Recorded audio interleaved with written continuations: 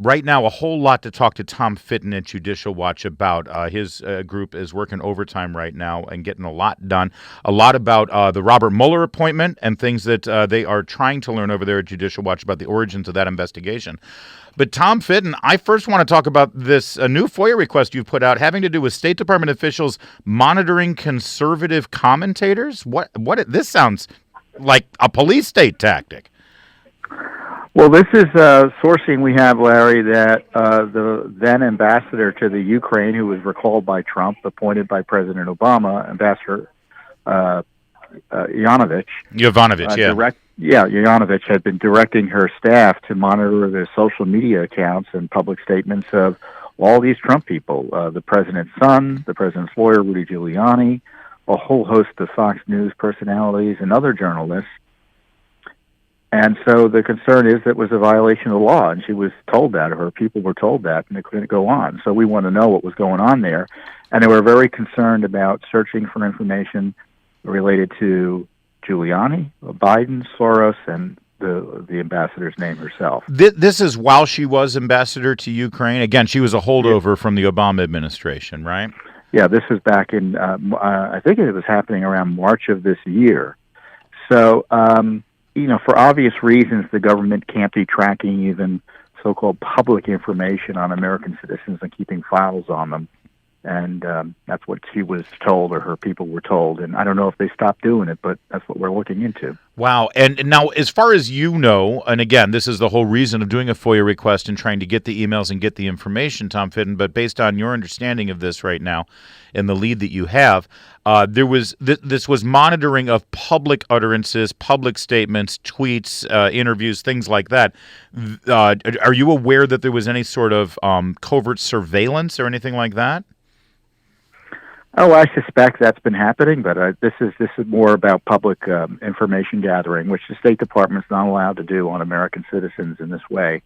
Outrageously illegal if it was happening, and we've been told it was happening. I don't know if she was specifically questioned on it, but this is why all these hearings and interviews, to the degree they're taking place at all, the fact that the public isn't allowed to know what's happening in them is an abomination. Is there any response from the State Department on this? I mean, I would think this is the sort of thing where the State Department would want to get out in front and say, absolutely, open book, come and look at what you want, Judicial Watch, because this sort of thing would never happen here. I'm not aware of any public response. We filed the Freedom of Information Act request. No one's denied what was going on. We're quite confident it was happening, so it's just a matter of how it's further confirmed. Are you, again, this is important with regard to U.S. Ambassador Marie Yovanovitch because she was brought in as some kind of witness on behalf of the impeachment process that isn't really an impeachment process. Apparently her removal is, I don't know, because it's all being done in secret, Tom Fitton, but the fact that the president decided that he wanted to name his own ambassador to Ukraine is in some way suspect. This tells you that maybe he had cause to do that. Well, there was. You've got to ask the question: why was it that she and her people were worried about Biden and Soros and Giuliani? Yeah, this is back when these stories were first being raised about, for instance, Jack Posobiec, who you've probably had on your program. Sure, from One American News Network. Yes. Yeah, he had tweeted around the same time this list was generated or pursued, and he's on the list. Information that she was telling her staff not to listen to what Trump wanted them to do because he was going to be impeached. So there's a lot of indications she was a never Trumper, and her activities in Ukraine and Giuliani's concerns about the inability or the unwillingness of the State Department bureaucracy and the deep state law enforcement to pursue these issues related to Ukraine corruption, Joe Biden and their intervention in our elections.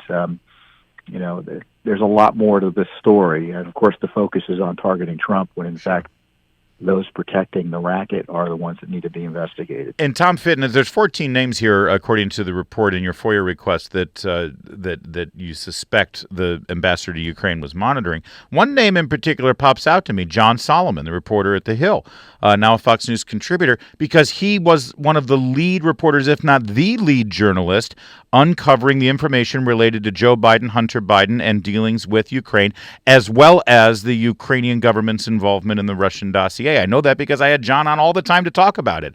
That would be a fascinating element, considering, again, this woman was the ambassador to Ukraine during the Obama administration when all of this was going down.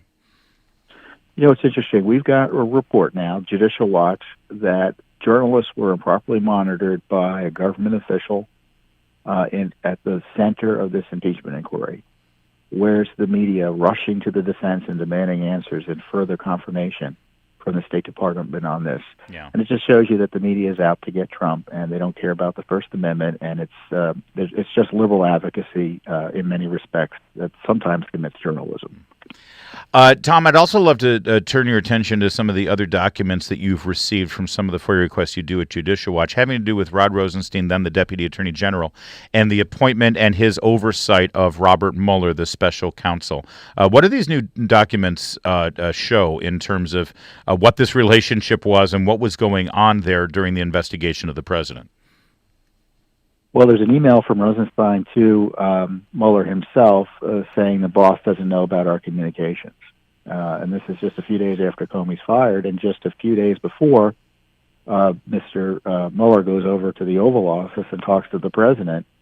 He says he didn't talk about the FBI job that evidently others say he was applying for.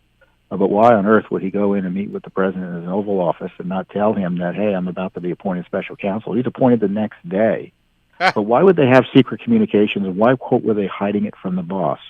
And the documents also show Rosenstein was very much involved in leaking and had a cozy relationship with media who were cheering on his appointment of Mueller. Yeah, that is quite questionable, and there's no doubt that when Rosenstein says the boss, he means the president, not Jeff Sessions, who I guess technically was his boss. Well, we don't know. Either way, it would be inappropriate. Yes, that's true. That's true. And meanwhile, so much of what Judicial Watch does has to do with transparency, Tom. I mean, you often call, and this is a bipartisan effort, you just want the American people to know what their government is doing and what's going on behind closed doors, and let the chips fall where they may. If it's Republican corruption, so be it. The Judicial Watch is there as well. So Rosenstein's a Republican appointee. Sure. I mean, we're suing the Republican administration for documents about the corruption.